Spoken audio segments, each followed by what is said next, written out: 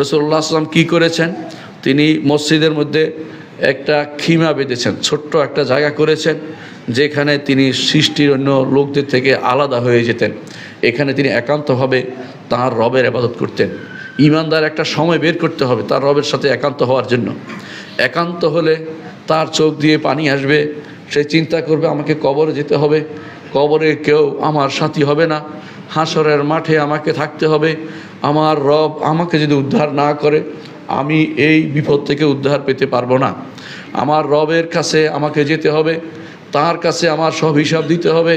আমার রব একমাত্র আমার সবচেয়ে পরম সত্তা, যিনি আমাকে উদ্ধার করতে পারেন, যিনি আমাকে বাঁচাতে পারেন।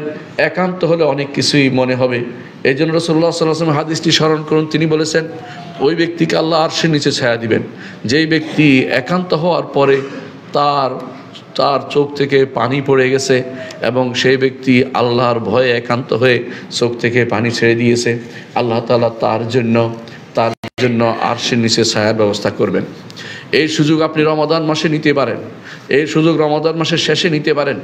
একান্ত হবেন, কোনো গল্প গুজব নয়। কেউ আসলে তাকে বলবেন যে আপনি কিছু কোরআন তেলাওয়াত করেন, তাকে নসিহত করবেন যে আপনি কোরআন তেলাওয়াত করেন, সালাতে সময় কাটান, সুবহানাল্লাহ আলহামদুলিল্লাহ আল্লাহু আকবার আজকারে সময় কাটান, গল্প গুজবে সময় কাটাবেন না।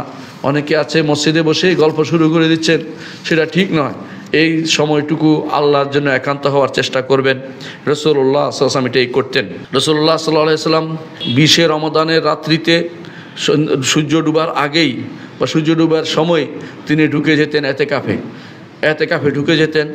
আর তিনি সেটা প্রকাশ করতেন যে যখন শেষ হইতো, যখন চাঁদ দেখা যায় তখন শুধুমাত্র বের হতেন।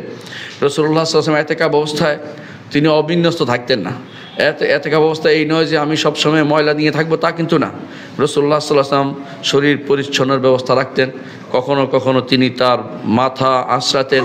আয়েশা রাদিয়াল্লাহু আনহাকে তিনি মাথা বের করে দিয়ে বলতেন যে মাথাটা আঁচড়ে দেওয়ার জন্য।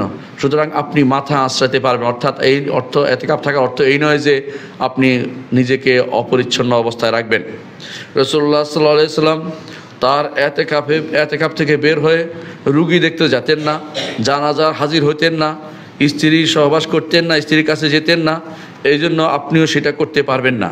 তবে তার পরিবারের কেউ, রসুলের পরিবারে কেউ আসলে তিনি এতেকাফ অবস্থায় তাদের সাথে কথা বলতেন এবং তাদেরকে বিদায় দিতেন মসজিদের দরজা পর্যন্ত। এটুকু আপনি করতে পারবেন। রাসূলুল্লাহ সাল্লাল্লাহু আলাইহি ওয়াসাল্লাম বিশেষ প্রয়োজন ছাড়া এতেকাফের জায়গা থেকে বের হতেন না। বিশেষ প্রয়োজন বলতে যেটাকে বলা হয় মানুষ প্রাকৃতিক বিভিন্ন কর্মকাণ্ড, একেবারে খাবার নেই, কিছু নেই, খাইতে হবে, সেটার জন্য অথবা বাথরুমে যাওয়ার জন্য এই কাজ ছাড়া তিনি বাইরে যেতেন না। অনেকে হয়তো মনে করতে পারেন যে আমার গোসল করা দরকার, প্রতিদিন গোসল করা অভ্যাস, সেটার জন্য বের হইতে পারবেন না। তবে ফরজ গোসল হলে বের হইতে পারবেন যদি কোনো ভিতরের ব্যবস্থা না থাকে। সুতরাং সেটা শুধু ঠান্ডা হওয়ার জন্য এতেকাফ অবস্থায় বের হওয়া উচিত নয়, ঠিক নয়। এতেকাফ নষ্ট হয়ে যেতে পারে।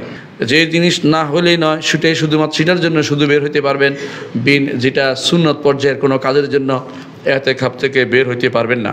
রাসূলুল্লাহ সাল্লাল্লাহু আলাইহি ওয়াসাল্লাম বিশেষ কোনো কারণে একবার এতেকাফ বর্জন করেছেন, কিন্তু আপনারা জানেন যে রাসূলুল্লাহ সাল্লাল্লাহু আলাইহি ওয়াসাল্লাম কোনো আমল করলে সেটাকে সবসময় করার চেষ্টা করতেন।